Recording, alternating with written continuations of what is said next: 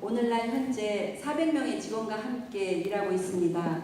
Today, I would like to tell you about the journey of the Seongsindan Bakery from its beginning 63 years ago as a small street store with only 2 sacks of flour until now with about 400 employees.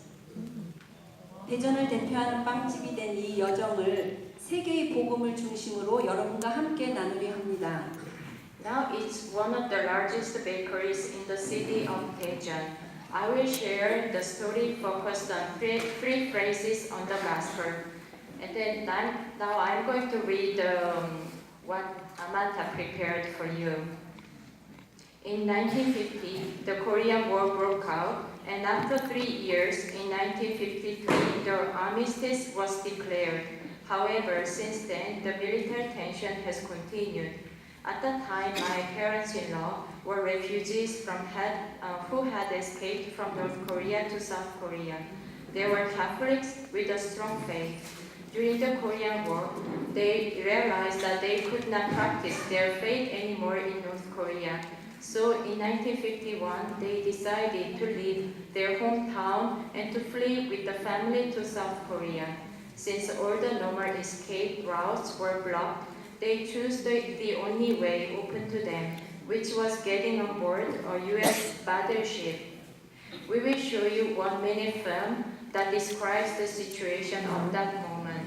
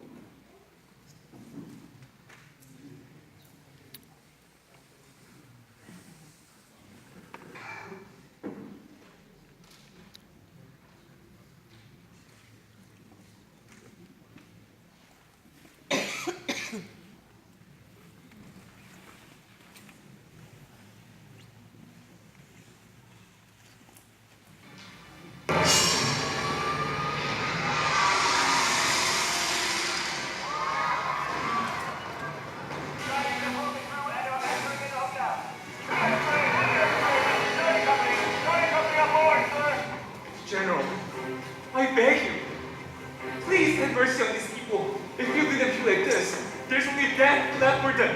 Chinese are retreating upon us any time now, sir.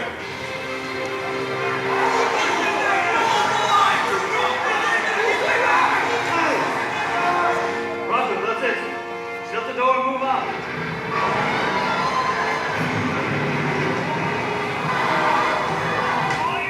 Captain, how many refugees can you fit on this ship?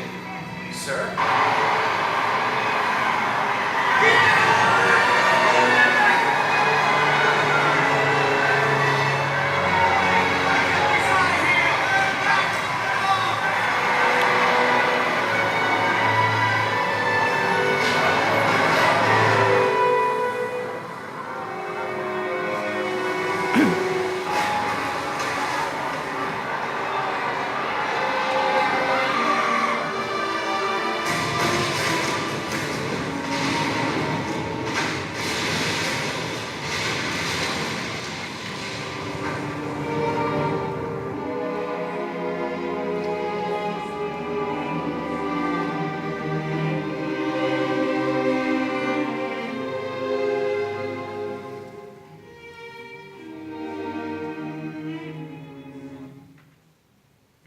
As you saw, the ship was designed to transport weapons and to carry 60 people. There were places only for 13 people, excluding the crew. The heart of the U.S. captain was so moved by the terrible situation of so many people asking to get on board that he ordered that all the weapons be exploded to make room for refugees. Space was found for 14,000 people to come on board. His ship was the last ship leaving from the port in North Korea to South Korea. Our parents could have died if they had not been able to get aboard the ship, but the miracle happened. Their prayer was answered. If we can be saved together with our whole family, we will live the rest of our life for the poor. And this prayer became their promise to God that they lived for the rest of their lives. After period in a refugee camp, my in-laws and the whole family reached the town of Daejeon. The first stop was the local Catholic church.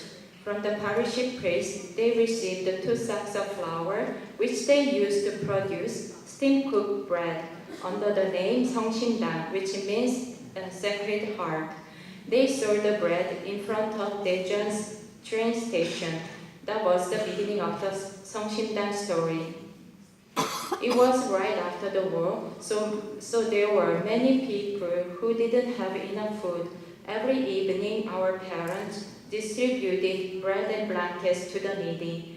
The life of the sharing has continued for 63 years without missing a single day and has become the business philosophy of Seongsimdang. My husband, in his childhood, could not understand his parents. Why should we help other people when we too are in a difficult situation and poor?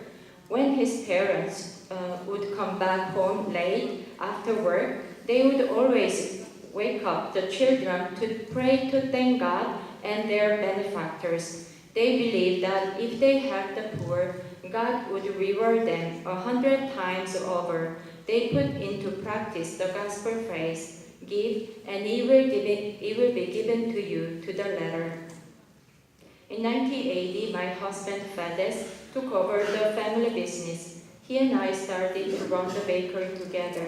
At the time, Seongsimdang developed a special bread, 튀김 소보로, that became their most successful product. People would wait in long lines to buy it. As every new product became a great success, the bakery became even more popular, and our parents' promise to live for the poor was able to continue. Word got around that the bakery, run by a faithful Catholic family, was putting into practice sharing with the poor. Lots of requests for help came from all over. We helped gladly with love, but sometimes we did for the sake of the name of Seongsimdang. Even though the bakery kept growing, but we felt an emptiness inside. Also, we felt discouraged because we had hoped to share our vision with our employees. They, however, had a different position and point of view. That's the time when we met the Focolare movement. We began to experience such a dynamic joy as we lived the gospel concretely. It seemed that the phrase "had been sleeping in the gospel" became alive and real. Especially, I was struck by the phrase, "Where 2 or 3 are gathered together in my name, there am I in the midst of them." I believe that Fades and I could have Jesus among us, and soon the belief gave us renewed courage. All the directions and decisions regarding the company wouldn't be taken by us alone, but only when Fades and I were gathered in one thought, making sure that we have Jesus among us. However, like any other lives, even though the company that was going very well, we had to face various difficulties. We had just overcome the crisis of losing clients due to the development of a new site in another area of the city and the IMF crisis. The business failure of our brother-in-law left us with a huge amount of debt. Since the population shifted to other side of the city, our locals seemed empty and stagnant. At the moment, I remembered some meditation of Gerhard Ludwig, the founder of the Focolare movement, and found a way forward. Then I asked myself, why do I want to keep the bakery in this city? The streets around the bakery were dark. The people were gone. I felt that perhaps in this situation we had a purpose in remaining in this location. Then in 1999, we attended in the International School of the Economy of Communion held by the Focolare movement. EOC means the economy of communion, the economy for all. In other words, an economy which is not money-centered, but an economy that puts people first. The philosophy of the EOC business helped us to understand why we were engaged in this bakery enterprise. We saw new possibilities to change the world through our business, and we realized that the money we were earning was not only for our family and employees. It was part of our larger responsibility to run the business according to the gospel values and to take social responsibility. We were drawn to this great challenge. Until now, we were conducting our business following our conscience as Christians. The EOC expanded our vision to see greater value in our product than just the bread.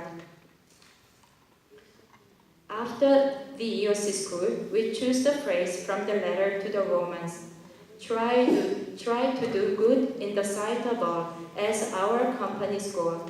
We try to focus on understanding who would be part of this all. We work to overcome the common saying of the service industries that the customer is king. All for us means men and women, old and young, poor and rich, customers and employees, managers and collaborators. Every person we would meet, we were called to live as brothers and sisters with all these people. Of course, this is a continual challenge to be faithful to this. Starting from year 2000, we changed the company to a corporation with name Rosso with the goal of making the business transparent. We disclosed our sales report to the employees and started to pay 100% of taxes honestly. At the time, few companies would pay all the taxes, and many considered us foolish paying taxes every 3 months. We were going through the most difficult time since the establishment of our business. To make things worse, in 2005, a big fire enveloped the factory and burned it to the ground. I was just returning home from evening mass. As soon as I saw the immense fire, I thought right away, everything is over. First, I ran towards the fireside, but then I stopped. There was nothing I could do, so I turned around and ran to the church. In the empty church, a cross was waiting for me. In a loud voice, I told Jesus, "You are my only good." I dried my tears. I didn't feel fear anymore. Later, looking at the shop on fire, I realized again that nothing but only God lasts forever. Next day, something unexpected happened. The employees, who could have naturally been in despair, started working on the fireside as one family with the slogan, "Let's rebuild our company from ashes." Even though we were giving up everything, we all became one strong family. Considering the situation, the employees proposed selling our day-old bread early the next morning instead of giving it to the poor in the evening, which Songshimdang had been doing for 60 years.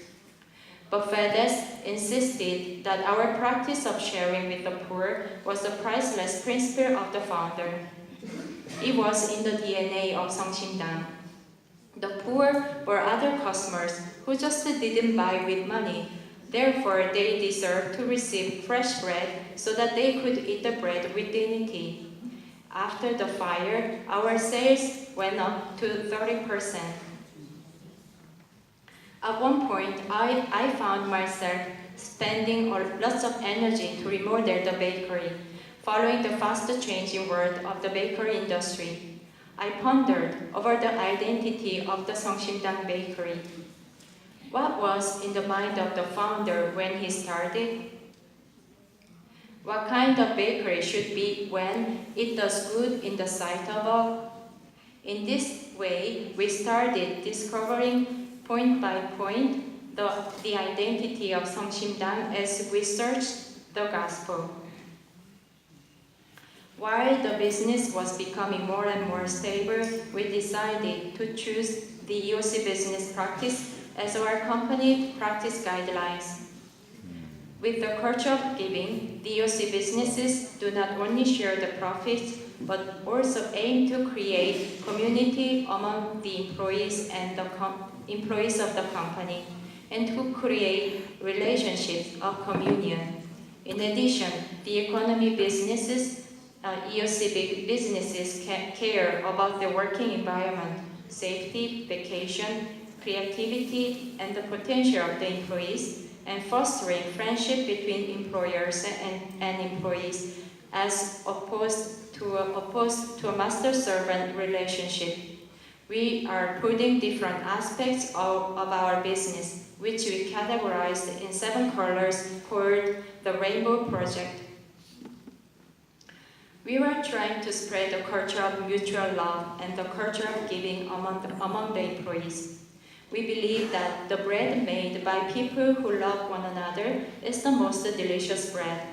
The company's weekly newspaper prints the episodes of reciprocal love at the workplace, different from any other companies, which would evaluate employees upon their sales results or how much they would have brought honor to the company. 성심당 evaluates the employees upon their acts of love towards their co-workers and would promote those who get a higher evaluation. The number of the articles of love shared weekly reached 1,100 during an entire year. The articles were collected and published as book entitled Champions of Love at the end of the year. More and more, the life of sharing and the reciprocal love is becoming the culture of our company. Daejeon is not a tourist city. However, as the bakery became famous, tourists started coming to the city in order to buy our bread. As the bakery continued to flourish, people started moving back the surrounding area. We have experienced that a small bakery can change the local community. We have become more confident that each person can play a social role through their own job and work.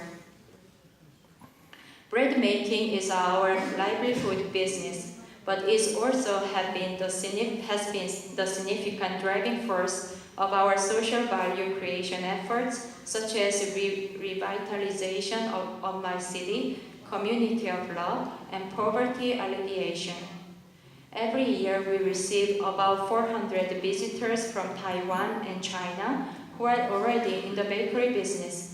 They visit 성심당 to learn our business principles and values.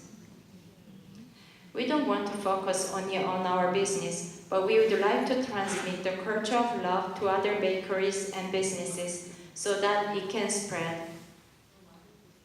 The last 3 years for me have been, as a faithful Catholic, a time of great honor. When the Pope Francis visited in Korea in 2014, 성심당 provided all the bread for the Pope's meal. And in 2017, when the Pope met the EOC entrepreneurs at the Vatican, we presented the story of 성심당.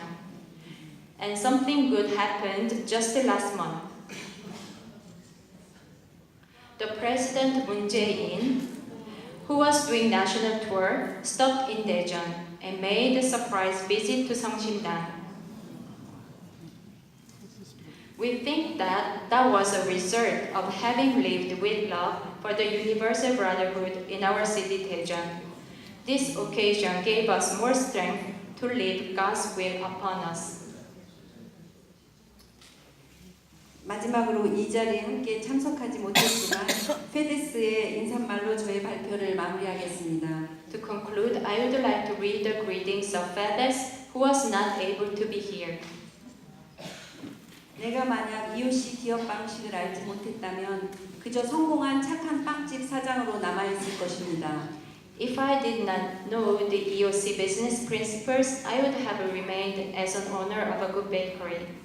그러나 모두를 위한 경제 EOC를 알고 난 후 나는 자신의 직업을 통해서 공동선을 이루고 보편적인 형제를 살 수 있어서 기쁩니다. But after knowing the economy for art, economy of communion, I found my happiness in living through my work for the common good and for universal brotherhood. 앞으로도 저는 빵을 통해서 모든 이가 다 좋게 여기는 일을 하도록 하겠습니다. I will continue to do the good in the sight of all. 감사합니다. Thank you.